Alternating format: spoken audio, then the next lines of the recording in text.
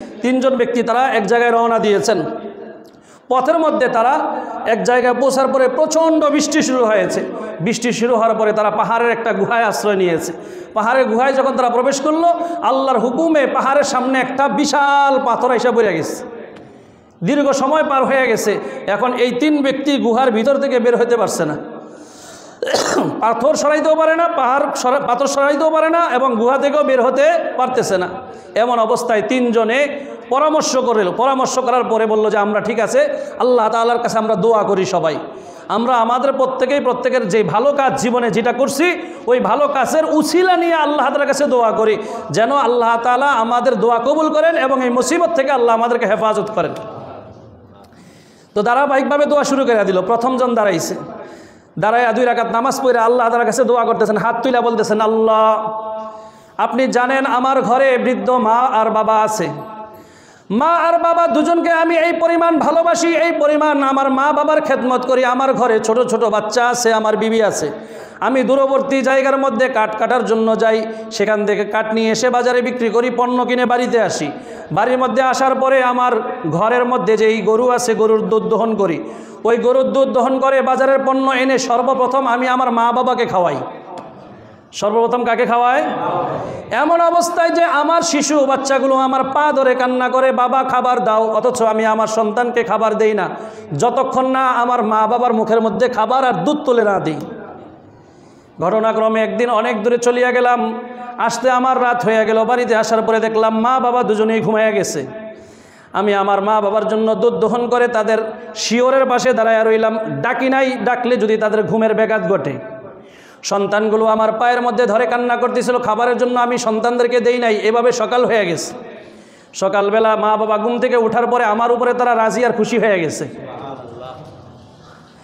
আল্লাহ, যদি আমার মা বাবাকে আমি এই ভালোবাসাটা তোমার জন্য করে থাকি, তোমার রেজামন্দির জন্য যদি আমি আমার মা বাবাকে ভালোবেসে থাকি, আল্লাহ মা বাবার এই ভালোবাসার উসিলা করে আমাকে আজকের এই বিপদ থেকে উদ্ধার করিয়া দেন। দোয়া শেষ, দেখে যে পাথর সামান্য পরিমাণ সরে গেছে। দ্বিতীয় ব্যক্তি আবার 2 রাকাত নামাজ পড়লেন। 2 রাকাত নামাজ পড়ে আবার আল্লাহর কাছে দোয়া শুরু করে দিলেন, আল্লাহ দুনিয়াতে আপনি আমাকে একজন বড় ব্যবসায়ী বানাইছেন। আমার অনেক শ্রমিক ছিল যারা আমার কাছে কাজ করত। ঘটনাক্রমে একদিন সব শ্রমিক চলিয়া গেল, একজন শ্রমিক তার বেতন না নিয়ে চলে গেছে। একজন শ্রমিক বেতন না নিয়ে চলে গেছে। আর এখন বেতনের জন্য সড়ক অবরোধ হয়ে যায়। কি বল হয় কি হয় না? আর উনি সবাইরে বেতন দিছে, একজন কি করে নাই, বেতন না নিয়েই চলে গেছে। উনি বলে সে যে গেছে আর আসে নাই। আমি তার টাকাটা আমার ব্যবসার মধ্যে খাটাইলাম, ব্যবসার মধ্যে খাটাইয়া অনেক লাভ করলাম। একদিন হঠাৎ ওই ব্যক্তি আমার ব্যবসা প্রতিষ্ঠানের মধ্যে আসলো। আমি তাকে বললাম, তার পরিচয় পাওয়ার পরে, সামনে যতগুলো ছাগল আর ভেড়া দেখতেছো এগুলো সব তোমার, সব তুমি নিয়ে যাও। তোমার যেই বেতনটা ছিল আমার কাছে, ওই বেতনটা দিয়ে আমি এগুলো ক্রয় করেছি, এগুলো থেকে এগুলো কিনা হয়েছে, এগুলো সব তোমার। ওই ব্যক্তি বলতেছে, মালিক রে, যে আপনি কি আমার সাথে মজা করেন নাকি, ঠাট্টা করেন নাকি, এগুলো আমার হয় কেমনে? বলে না, এগুলো সব তোমার, কারণ আমার কাছে তোমার টাকা ছিল, ওই টাকা দিয়ে ব্যবসা করে এগুলো লাভ করা হয়েছে, এগুলো সব তুমি নিয়ে যাও, না হয় আল্লাহর কাছে আমার জবাবদিহি করা লাগবে। ওই ব্যক্তি আল্লাহ তাআলার কাছে দোয়া করতেছেন, আল্লাহ এই কথা বলার পরে ওই ব্যক্তি আমার শ্রমিক যে ছিল সে সবগুলো ছাগল বকরি নিয়ে তার পথে চলে গেছে।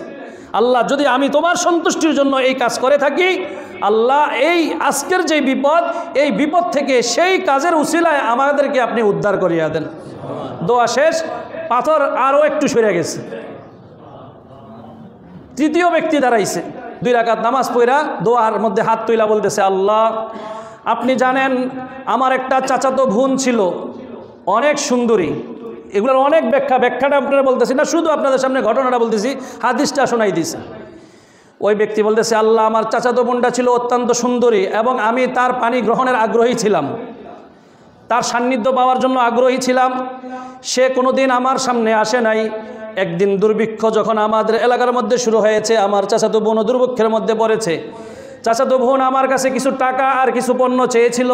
আমি তাকে শর্ত দিয়েছিলাম, তোমাকে টাকাও দিব, পণ্য দিব, শর্ত হলো তোমার দেহ আমাকে দিতে হবে। অভাবে স্বভাব নষ্ট হয়ে যায়, অভাবের তাড়নায় আমার চাচাতো বোন এই কথায় রাজি হয়ে গেছে। যখন নাকি আমি তার বুকের উপরে উঠলাম, ওই সময় চাচাতো বোন আমাকে বলতেছে, ভাইয়া তোমার পায়ে ধরি, আল্লাহর ওয়াস্তে পৃথিবীর কেউ দেখে না, আল্লাহ দেখে। তুমি যদি আমাকে স্পর্শ করতেই চাও তাহলে বৈবাহিক বন্ধনের মাধ্যমে বৈধভাবে আমাকে স্পর্শ করো। বৈবাহিক বন্ধন ছাড়া কি বলে হারামভাবে, হারাম বন্ধায় তুমি আমাকে স্পর্শ করিও না। ওই লোক বলতেছে আল্লাহ, তখন আমার দিলের মধ্যে বাড়ি খাইলো, এখানে কেউ দেখে না, তুমি আমাকে দেখো।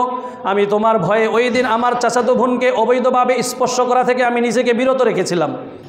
আল্লাহ, যদি আমি নাকি এই কাজটা তোমার রাজি আর খুশির জন্য করে থাকি, মেহেরবানি করে এই কাজের উসিলায় আল্লাহ আজকের এই বিপদ থেকে আমাদেরকে উদ্ধার করিয়া দেন। দোয়া শেষ। দেখে যে পাথরটা তারা গর্ত থেকে বের হওয়ার জন্য যতটুকু সরে যাওয়ার প্রয়োজন, পাথরটা অতটুকু সরে গেছে। তিনজন ওই গুহা থেকে বের হয়ে আসছে নিরাপদে। হাদিসের শিক্ষা, আল্লাহ রাসূলের কথা অনুযায়ী, যদি নাকি দুনিয়ার এরকম মহা বিপদ থেকে এই কাজের উসিলায় আল্লাহ তাআলা যদি মানুষদেরকে উদ্ধার করতে পারেন, কিয়ামতের মাঠেও আল্লাহ তাআলা আমাকে আপনাকে জাহান্নামের আগুন থেকে বাঁচানোর জন্য উসিলা তালাশ করবেন। যে দেখো এর আমলনামার মধ্যে কোনো ভালো কাজ আছে কিনা, দেখো এর আমলনামার মধ্যে কোনো সৎকা আছে কিনা, দেখো এর আমলনামার মধ্যে দ্বীনের কোনো কাজ আছে কিনা, দেখো এর আমলনামার মধ্যে আলেমদের মোহাব্বত আছে কিনা, দেখো এর আমলনামার মধ্যে হজ আছে কিনা। বিভিন্ন জিনিস তালাশ করার পরে যদি ছোট থেকে ছোট আমলও পাওয়া যায়, ছোট থেকে ছোট আমলও পাওয়া যায়, কোনো উসিলা যদি একটা পাওয়া যায়। হাদিসের ব্যাখ্যায় অনেক ওলামায়ে কেরাম এই কথাও বলেন, যদি নাকি কারো আমলনামায় কিচ্ছু পাওয়া যায় না, শুধু এতটুকু পাওয়া গেছে এমন একজন লোককে, যেই লোকের মোহাব্বত ছিল আলেমদের সাথে, যেই লোকের মোহাব্বত ছিল মসজিদ মাদ্রাসার সাথে, যেই লোকের মোহাব্বত ছিল দ্বীনের সাথে, ওই লোকের বন্ধুর বাড়িতে একদিন একসাথে বৈশা খাবার খাইছিল, এই উসিলাটাও যদি পাওয়া যায়, আল্লাহ এই উসিলায়ও তাকে মাফ করিয়া দিবেন। তাহলে আমাদের আল্লাহকে ভয় করে ছোট ছোট আমল যেগুলোকে আমরা ছেড়ে দেই, এটার আমলও মনে করি না।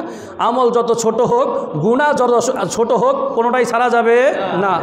গুনাহ ছোট মনে করে যদি আমরা করতে থাকি, এই ছোট গুনাহ করতে করতে করতে করতে একদিন আমাদের দ্বারা বড় গুনাহ হয়ে যাবে। আবার আমল যত ছোট হোক, এই ছোট আমল করতে করতে করতে করতে একদিন আমাদের দ্বারা বড় আমল সম্ভব হয়ে যাবে। কথা বুঝতে পারছেন? এই জন্য আমল ছোট হলেও ছাড়া যাবে না, গুনাহ ছোট হলেও করা যাবে না। আল্লাহ তাআলা আমাদের সবাইকে আমল করার তৌফিক দান করুন। ওয়া আখিরু দাওয়ানা আলহামদুলিল্লাহি রাব্বিল আলামিন।